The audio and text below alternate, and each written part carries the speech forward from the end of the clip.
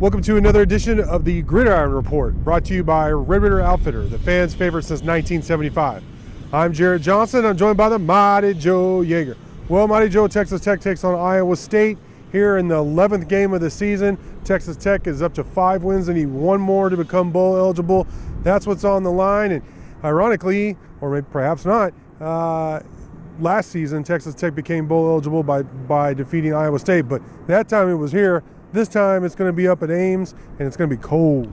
Yeah, that's right. It's going to be a rock'em sock'em old time football game. It's going to be a tough game. I mean, look, Iowa State, of course, is known for their defense.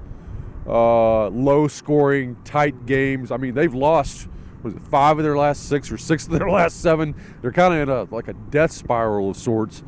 But every game, even when they lose, they're really, really close games, like one possession games. They just hadn't been coming up on the good end of the stick here.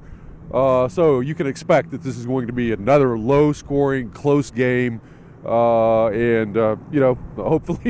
the history continues through for Iowa State and the good guys come out on top again. But it's going to be a tight game. Yeah, there's been a lot of talk about Iowa State's defense. Hutchinson, the receiver, all Big 12 receiver, and rightfully so. But also, another truth about this team is one of the reasons, in my opinion, they've lost a lot of those close games is because quarterback play has not been there. Decker is not the best, one of the better quarterbacks in the Big 12. And I think, that could rear its head again against, a pretty good Texas Tech defense. Oh, yeah, no doubt about it. This is not a strong quarterback class for the Big 12 this year. Yeah. And Decker's maybe at the bottom of the stack. I mean, 13 interceptions on the season, throwing for around 268 a game, which actually they're getting more done through the air than on the ground, believe it or not. But it's still not an efficient, reliable passing attack. They give up a lot of sacks.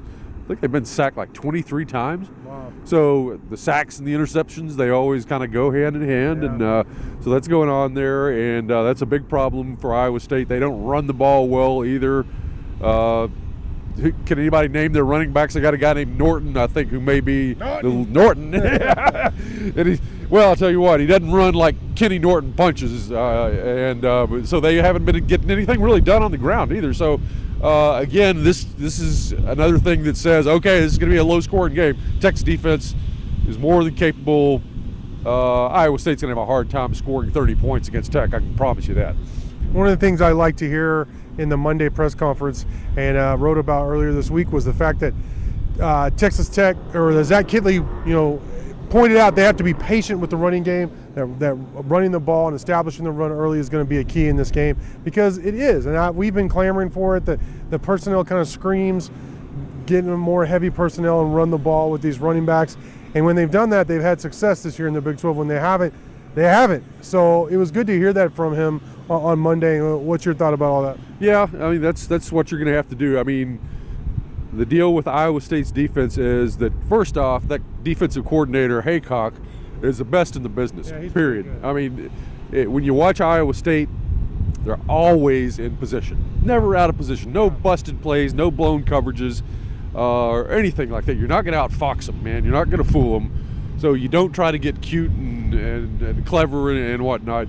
The only thing that you can really do to have any chance is figure out what you do best, what you execute best, what your quarterback runs best, and then do it and stick with it. And if they stop it a few times, you don't give up. You just keep at it, and eventually force them to stop it. Your best stuff over and over again, and hopefully you begin to break through at some point. And I think that's what you got to do. And with Texas Tech, that basically means running the football. With those two backs, Brooks, Thompson, and now you throw in Cameron Valdez apparently as well, who looked really good in this last game out. So I think the recipe is, again, running the football. You mentioned Valdez having a good game against Kansas. It seemed like everybody had a good game running the ball against Kansas. Red Raiders ran for 264 yards, 4 touchdowns on the ground. 4 different runners ran for 50 or more yards. 4 different runners scored touchdowns. So obviously I'm not expecting that kind of production against this Iowa State defense, but in terms of numbers, running it, I think over 50 times, is that the recipe, you think, for Texas Tech to stay patient and try to kind of control the game that way? Yeah, I think so. And the fact that Tyler Shuck was your leading rusher Yeah. against Kansas, which was just something that came totally out of the blue. Surprised me, mind I you. don't think we called that one. And so that's another thing that always makes it more difficult for a defense when you're running, when your defense has to account for that quarterback in the run game. So that's another little thing that gives you some extra hope that Tech can get something done on the ground. And Tyree Wilson has been ruled out. That's obviously a big loss. Best player on the team, first-round draft pick. I don't think you could exaggerate just kind of how good of a player he's been for Texas Tech this year. With that foot injury, he's out.